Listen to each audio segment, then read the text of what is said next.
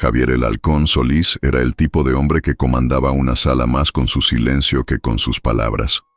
Un magnate de la construcción, forjado a sí mismo, dueño de un imperio de acero y concreto, conocido en los círculos de élite por su disciplina espartana y una frialdad que era legendaria. Desde que un accidente aéreo le había arrebatado a su esposa, Sofía, 4 años atrás, solo había espacio en su vida para una cosa: el progreso medible, las estructuras que se alzaban hacia el cielo, los resultados tangibles. Pero había algo, o más bien, alguien, a quien no podía controlar, a quien no podía edificar.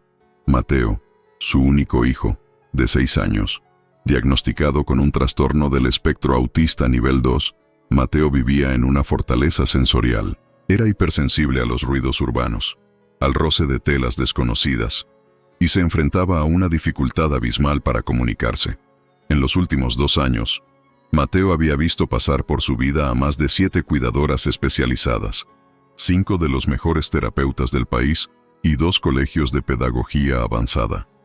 Ninguno había logrado encontrar la llave de su fortaleza por más de 3 meses.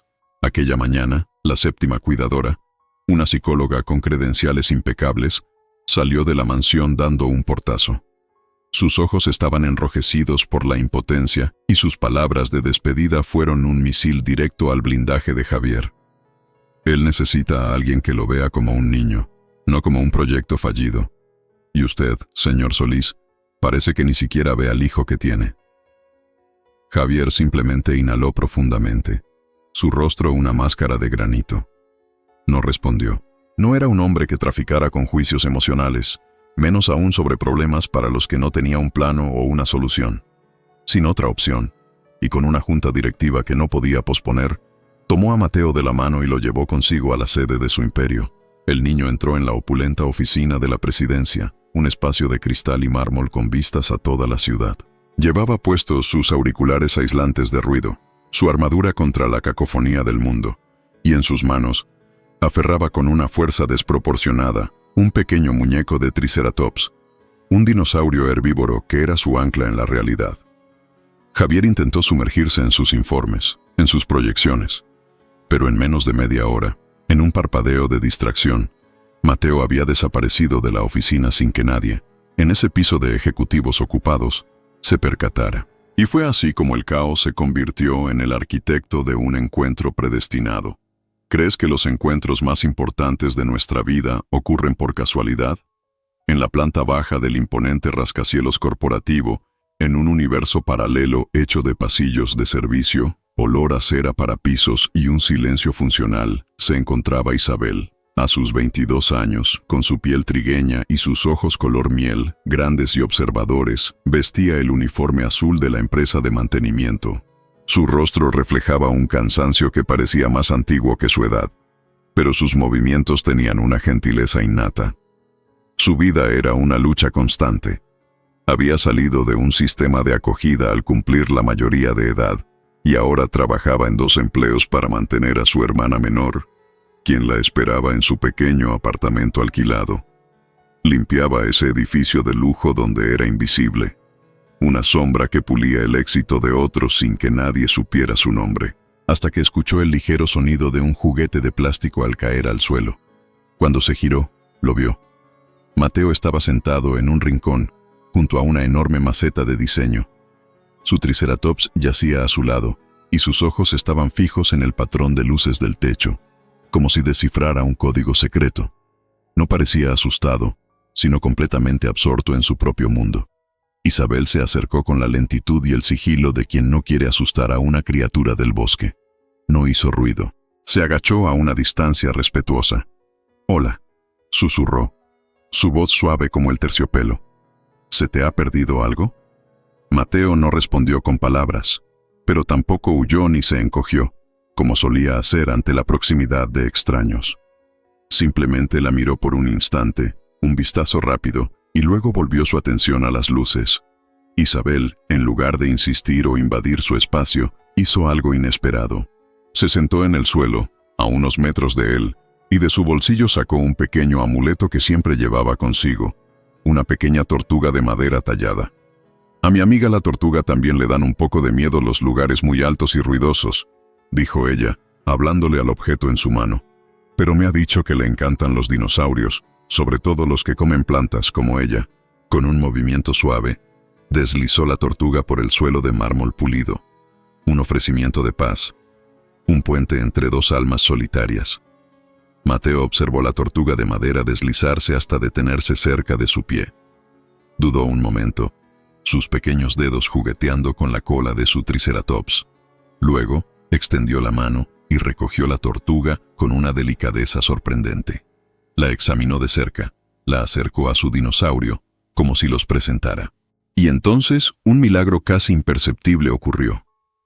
Una diminuta sonrisa curvó sus labios. Fue en ese preciso instante cuando Javier, el halcón, Solís, apareció al final del pasillo, su rostro una máscara de furia contenida. Vio la escena, la empleada de mantenimiento sentada en el suelo y su hijo, su intocable y vulnerable hijo, con un objeto de ella en las manos. «¿Qué está haciendo con mi hijo?», espetó, su voz fría y afilada, rompiendo la burbuja de paz que se había formado. Isabel se levantó de un salto, el corazón martillándole en el pecho. Señor, él estaba solo, parecía perdido. Javier la ignoró por completo. Se acercó a Mateo y lo agarró del brazo con una brusquedad impaciente. «Vámonos, a mi oficina, ahora». Mateo se resistió. El contacto repentino y la voz dura de su padre hicieron estallar su frágil calma. Cerró los ojos con fuerza, emitió un gemido agudo y se encogió sobre sí mismo. Un instinto de protección contra un mundo que se había vuelto hostil de nuevo. «Por favor, no lo agarre así», dijo Isabel, su voz temblando pero firme, su instinto superando su miedo al hombre que podría despedirla en un segundo. Él estaba tranquilo hasta ahora. Javier se giró hacia ella, sus ojos grises como el acero. «¿Y quién es usted para decirme cómo debo tratar a mi propio hijo?». Isabel vaciló, intimidada por su poder, pero no retrocedió. Miró a Mateo, que se aferraba a la tortuga de madera como si fuera un tesoro, y luego miró a Javier. «Nadie», respondió, su voz baja pero clara. «No soy nadie, señor. Pero quizás eso es exactamente lo que él necesita. Alguien que no sea nadie y que, aún así, se tome el tiempo de sentarse en el suelo con él». Javier la fulminó con la mirada, ofendido por su atrevimiento, pero las palabras de ella lo golpearon con la fuerza de una verdad incómoda. Antes de que pudiera articular una respuesta cortante, notó cómo Mateo se aferraba al pequeño amuleto de madera, un gesto de posesión silencioso pero desesperado, como si dijera: «No me quites esto, es mío». Sin decir una palabra más, Javier tiró de Mateo y se lo llevó por el pasillo, dejando a Isabel sola, de pie, con el corazón encogido, sintiendo que acababa de tocar algo sagrado y peligroso. Javier Solís no era un hombre que se permitiera la duda, ni que admitiera cuando algo lo descolocaba. Pero esa tarde, después de haber arrastrado a su hijo de vuelta a la torre de marfil de su oficina, algo dentro de él se negaba a encontrar la paz. La imagen de la joven de limpieza sentada en el suelo, la calma en su rostro, la forma en que se había comunicado con Mateo en un lenguaje que trascendía las palabras. Y sobre todo, la frase que ella le había lanzado como un guante. Alguien que no sea nadie y que, aún así, se tome el tiempo de sentarse en el suelo con él. ¿Acaso él no se tomaba tiempo? Le proporcionaba a los mejores especialistas, las terapias más costosas, un entorno diseñado para minimizar su estrés. ¿No era eso una forma superior de mirarlo? Mateo pasó el resto del día más inquieto de lo habitual. Se balanceaba en su silla, un movimiento rítmico y autoestimulante que a Javier le crispaba los nervios porque lo hacía parecer anormal ante los ojos de sus socios. Mordisqueaba el cuello de su camiseta hasta dejarlo empapado y su mirada rebotaba por las paredes, evitando a toda costa cruzarse con la de su padre. No podía decirlo con palabras, pero todo su ser comunicaba un mensaje inequívoco. Quería volver abajo. Quería volver al pasillo tranquilo, con la mujer que le había presentado a una tortuga sabia. Javier fingió no darse cuenta. Se hundió en sus planos y proyecciones, ignorando los pequeños sonidos de angustia y la creciente agitación de su hijo. Era su método, ante un problema emocional, aplicar una lógica fría y distante. Pero al final de la jornada, mientras ayudaba a Mateo a guardar sus cosas en la mochila para volver a la silenciosa mansión, notó algo inusual. Asomando de un bolsillo lateral estaba la pequeña tortuga de madera. Su primer impulso fue arrebatársela y tirarla a la basura. Establecer un límite. Demostrar quién tenía el control. Cortar de raíz esa extraña e inapropiada conexión con una empleada. Pero se detuvo. La imagen de la casi imperceptible sonrisa de su hijo al recibir el amuleto volvió a su mente. Con un suspiro de frustración que no lograba comprender, tomó la tortuga y, en lugar de desecharla, la guardó en la guantera de su coche. En silencio. Al día siguiente, Isabel fue llamada a la oficina de su supervisor, un hombre de mediana edad con cara de perpetuo aburrimiento. Se preparó para lo peor. El señor Solís ha solicitado que, a partir de hoy, te encargues personalmente del mantenimiento del piso 45, le informó el supervisor, leyendo una nota con incredulidad. Y me ha dado órdenes muy específicas, que mantengas total discreción y no interactúes con nadie, a menos que sea estrictamente necesario. Isabel no entendía nada, pero asintió. ¿El piso 45? Era el piso ejecutivo, el nido del halcón. ¿Por qué la enviaba allí? ¿Era una forma de tenerla vigilada, de castigarla? Con una mezcla de temor y curiosidad, subió en el ascensor de servicio. Cuando las puertas se abrieron en el piso 45, un espacio de lujo minimalista y silencio reverencial, lo vio. Mateo ya estaba allí, sentado en el suelo al final de un largo pasillo, apoyado en un ventanal que ofrecía una vista vertiginosa de la ciudad. Llevaba sus auriculares y su triceratops descansaba en su regazo. El niño la vio y, para su total asombro, le dedicó una pequeña y tímida sonrisa de reconocimiento. Isabel miró a su alrededor. El pasillo estaba desierto. ¿Era esto una trampa o una invitación? Mateo, como si leyera su pensamiento, empujó su triceratops por el suelo en dirección a ella. Era el mismo gesto del día anterior, la misma ofrenda de paz, pero ahora significaba algo más. Era un saludo. En la sala contigua, separado por un cristal inteligente que podía volverse opaco con solo tocar un botón, Javier observaba toda la escena a través de una discreta cámara de seguridad. No lo hacía por desconfianza, o eso se repetía a sí mismo. Lo hacía porque era un arquitecto de soluciones y necesitaba entender las variables de este problema que se le escapaba de las manos. Observaba a su propio hijo sonreírle a una joven a la que él había tratado con desprecio, y se preguntaba con una punzada de un dolor desconocido por qué él, su padre, el constructor de su mundo, nunca había merecido esa sonrisa. ¿Se había convertido en un extraño en la vida de la persona que más debería pertenecerle? Durante los días siguientes, Isabel y Mateo establecieron una rutina silenciosa en el pasillo del piso 45. Ella no era terapeuta, no tenía formación, pero poseía algo que el dinero no podía comprar: una empatía instintiva y una paciencia infinita. Se comunicaban en un lenguaje propio, hecho de dibujos en una libreta, de objetos de colores que ella sacaba de su bolso, de canciones de cuna que ella tarareaba en voz muy baja, y Mateo, poco a poco, comenzó a abrir las compuertas de su fortaleza. Le mostraba sus dibujos, le permitía tocar su triceratops, e incluso empezó a imitar los sonidos de los animales que ella dibujaba. Un día, Javier se cruzó con ella en el ascensor privado. La tensión era un tercer pasajero en el pequeño espacio. ¿Es usted algún tipo de psicóloga encubierta?, preguntó él bruscamente, su mente de negocios buscando siempre un ángulo oculto, una estrategia. Isabel lo miró, sus ojos miel reflejando una calma que lo desarmó. No, señor, solo aprendí desde muy pequeña a escuchar el silencio. La gente que no habla es la que más cosas dice. Él no respondió, pero por dentro, una de las vigas maestras de su mundo perfectamente lógico se agrietó. ¿Por qué una empleada de mantenimiento, una nadie, según los estándares de su mundo, podía descifrar el código de su hijo? Un código que los mejores especialistas no habían podido romper. El viernes, al final de la jornada, Isabel se preparaba para irse cuando escuchó una voz desde la puerta de la oficina de Javier. Gracias por su trabajo. Era él. Estaba de pie con las manos en los bolsillos, la mirada clavada en el suelo, como si las palabras fueran objetos pesados que le costaba levantar. Isabel no supo qué decir, pero en ese momento, Mateo apareció por el pasillo, corrió hacia ella y la abrazó, rodeando sus piernas con sus pequeños brazos.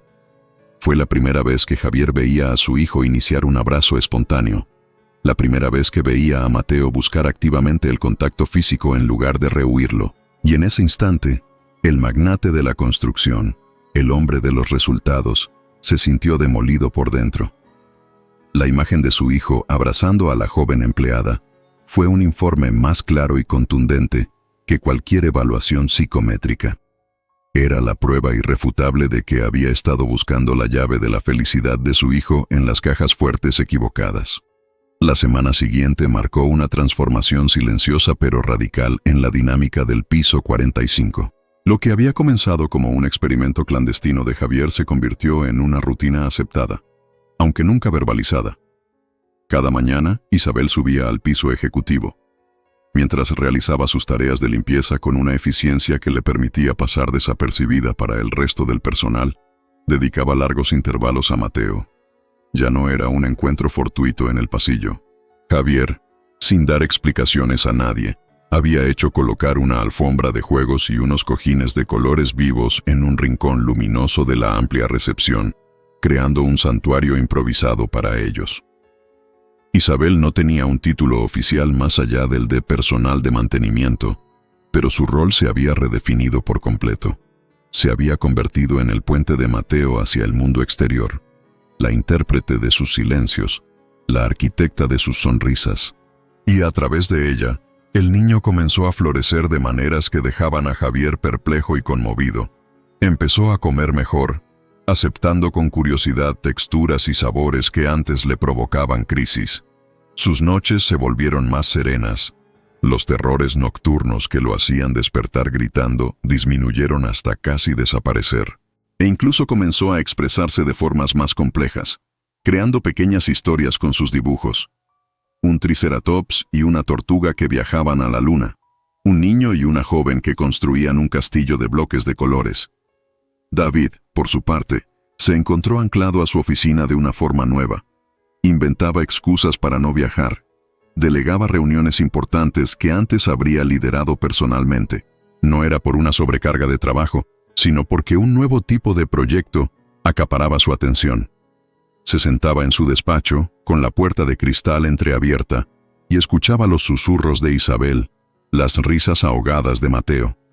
Se había convertido en un espectador privilegiado de la felicidad de su propio hijo, un sentimiento agridulce que lo llenaba de una inmensa gratitud y al mismo tiempo de una profunda sensación de fracaso personal. Una tarde de lluvia torrencial, de esas que azotan la ciudad sin previo aviso, Isabel llegó al trabajo empapada. Su viejo paraguas se había invertido por el viento, dejándola a merced de la tormenta. Mateo, que la esperaba con una ansiedad palpable, corrió hacia ella en cuanto la vio. Sin dudarlo un segundo, se quitó su propia sudadera, una prenda pequeña pero cálida, y se la ofreció a Isabel con un gesto decidido. Fue un acto de empatía pura, un gesto pequeño pero monumental para un niño que luchaba por conectar con el mundo. Javier, que observaba la escena desde el pasillo, se quedó paralizado. Nunca había hecho algo así por nadie, dijo en voz alta, más para sí mismo que para Isabel. Ella sonrió, mientras se secaba el rostro con el dorso de la mano. Quizás solo está aprendiendo que puede confiar de nuevo, que cuidar de los demás también se siente bien. Javier la observó por unos segundos. La forma en que su cabello mojado se pegaba a su rostro, la sinceridad en sus ojos. ¿Tienes hijos, Isabel? Ella bajó la mirada por un instante, un velo de tristeza cruzando su rostro. No, pero cuidé de mi hermana desde que era muy pequeña. Ella también era diferente, y nadie nunca tuvo la paciencia para tratar de entenderla. Silencio. Un silencio denso, lleno de historias no contadas. Javier quiso preguntar más, indagar sobre esa hermana, sobre ese pasado que parecía haberla dotado de una sabiduría tan particular. Pero no se atrevió. Sintió que ella también tenía su propia fortaleza, un lugar al que no se podía entrar sin ser invitado. Unos días después, Javier llegó más temprano al edificio y encontró una escena que lo detuvo en seco. En la alfombra de juegos, Isabel y Mateo estaban tumbados boca abajo, uno al lado del otro. Ella cantaba en voz muy baja una canción de cuna que él no reconoció, una melodía simple e inventada. Mateo, a su lado, modelaba figuras con plastilina, completamente absorto y en paz. Javier no quiso interrumpir. Se sentó discretamente en un sofá lejano y simplemente observó. Y por primera vez en 4 años, desde la muerte de Sofía, Javier se rió. No fue una carcajada, sino un sonido suave, real, que brotó de su pecho, sorprendiéndolo a él mismo. Una risa de puro y simple alivio. Ese mismo día, tomó una decisión impulsiva. La esperó al final de su turno. Isabel, dijo, su voz sonando extraña incluso para él. Me gustaría invitarte a cenar, no como tu jefe, como alguien que quiere darte las gracias y conocerte mejor. Ella lo miró sorprendida y su primera reacción fue de duda. No sé si eso sería correcto, señor Solís, dijo, su mirada yendo instintivamente hacia donde Mateo jugaba. Quizás no lo sea, respondió él, pero ya he perdido demasiadas cosas en mi vida por no intentarlo. La mañana siguiente trajo consigo una tormenta de un tipo muy diferente. Doña Elvira, la madre de Sofía y abuela de Mateo, apareció de improviso en la empresa. Era una mujer de la alta sociedad, elegante, imponente y con una lengua tan afilada como el hielo. Este lugar se está convirtiendo en un circo, Javier, sentenció, su mirada desaprobando la escena de Mateo e Isabel jugando tranquilamente en la recepción. Está mejorando, Elvira. Por primera vez en años se está conectando, respondió Javier, poniéndose a la defensiva. ¿Conectando? ¿Con una empleada de la limpieza?, replicó ella con desdén. ¿Te das cuenta de lo que la prensa haría con una historia así? El gran Javier Solís, incapaz de cuidar a su propio hijo, recurriendo a una cualquiera. Javier se quedó sin palabras, pero el golpe de gracia de Elvira estaba por llegar. Ya he mandado investigar su pasado, por supuesto. No iba a permitir que una desconocida se acercara a mi nieto. ¿Sabías que tiene antecedentes? Un expediente en el Tribunal de Menores. Javier la miró, atónito. ¿De qué estás hablando?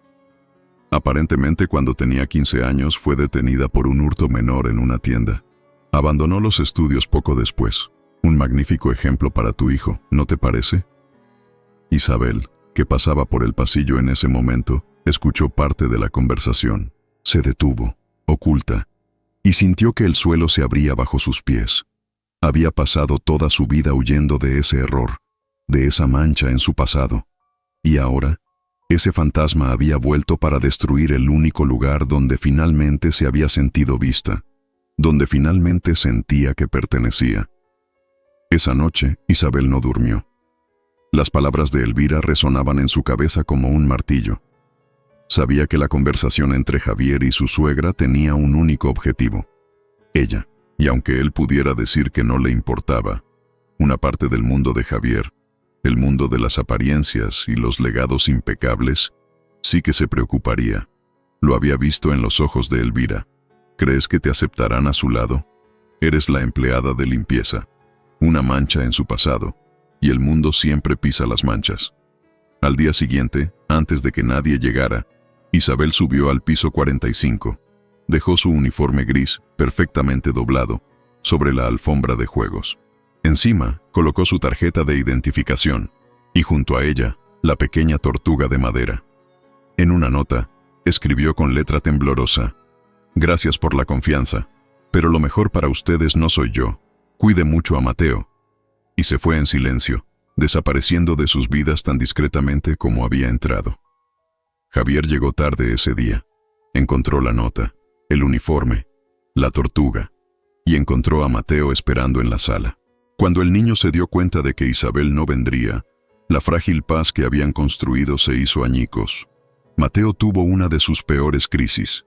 Gritó, lloró, arrojó su triceratops contra el cristal, volvió a encerrarse en su rincón, a mecerse, a morderse las manos, repitiendo palabras inconexas que Javier no le oía decir desde hacía meses. y Javier vio a su hijo regresar al mismo abismo del que Isabel lo había rescatado. La rabia inicial contra Elvira se transformó en una determinación fría. Javier fue a buscarla. Recorrió los barrios humildes, visitó la dirección de emergencia que figuraba en su expediente y encontró a la hermana menor de Isabel, una adolescente de 14 años, sentada en la escalera del edificio. «No quiere ver a nadie», le dijo la chica con desconfianza. «Dice que lo ha arruinado todo otra vez». «Ella salvó a mi hijo», respondió Javier, su voz quebrada por una emoción que no pudo contener. «Y quizás también me salvó a mí». La adolescente lo miró, sorprendida. «Nadie ha hablado nunca así de mi hermana». Javier suspiró. «Entonces ya es hora de que alguien lo haga». 2 días después, Javier apareció en la puerta del modesto apartamento. Isabel abrió, sus ojos hinchados por el llanto. «Por favor, no complique más las cosas», dijo ella antes de que él pudiera hablar. «Tú no has complicado nada, Isabel. Tú has puesto en su sitio todo lo que estaba fuera de lugar». Ella guardó silencio. «Lo que te pasó en el pasado no define quién eres hoy. ¿Sabes qué me define a mí en este momento? Ser un padre que vio a su hijo retroceder al infierno porque la única persona que lo hacía sonreír decidió marcharse. Solo quería protegerlos», susurró Isabel. Javier se acercó y por primera vez tomó sus manos entre las suyas. «Y ahora es mi turno de protegerte a ti». Una semana después, Isabel regresó al edificio, pero ya no vestía el uniforme gris. Llevaba un vestido sencillo y ligero, el pelo suelto y una sonrisa tímida. Javier la había contratado oficialmente como asistente de integración emocional de Mateo, un cargo que no existía hasta ese momento, pero que él se había encargado de crear. Era solo un nombre elegante para decir: «Eres importante y mereces ser reconocida». Esa mañana se celebraba el evento de fin de año de la empresa. El auditorio estaba lleno de empleados y sus familias. Isabel se quedó al fondo, intentando no llamar la atención. Pero Mateo, al verla, hizo algo que nadie esperaba. Caminó solo hacia el escenario, con su triceratops en una mano y la tortuga de madera en el bolsillo. Tomó el micrófono, se giró hacia la multitud y, con una voz baja pero sorprendentemente clara, dijo: «Gracias, Isa. Eres mi amiga». Fue la primera vez que hablaba en público, la primera vez que decía el nombre de ella, la primera vez que llamaba a alguien amiga. La sala quedó en un silencio atónito, que luego estalló en un aplauso espontáneo y conmovido. Javier subió al escenario, ajustó el micrófono y miró a su hijo, luego a Isabel entre la multitud. «Siempre he sido un hombre que creía que todo en esta vida se podía construir o comprar», dijo. «Pero he aprendido de mi hijo que las cosas que de verdad transforman la vida no se compran, se encuentran». Su mirada se clavó en la de Isabel. «Y cuando las encuentras, nunca más las dejas ir». Ella lloraba, el auditorio también. Mateo se acercó a ella, le tomó la mano y dijo: «Isa vive en mi corazón». 3 meses después, Isabel y su hermana se mudaron a una casa nueva, cerca de un parque donde a Mateo le encantaba correr. Ella y Javier no le habían puesto nombre a lo que sentían, pero cada día, al ver a Mateo reír, sabían que habían construido algo más sólido que cualquier rascacielos. En la puerta de la nueva escuela de Mateo, el niño dibujó 2 figuras con tiza en el suelo. Una sostenía un triceratops, la otra, una tortuga de madera. Debajo, con la ayuda de Isabel, escribió: «Amor es cuando alguien te ve, aunque no digas nada».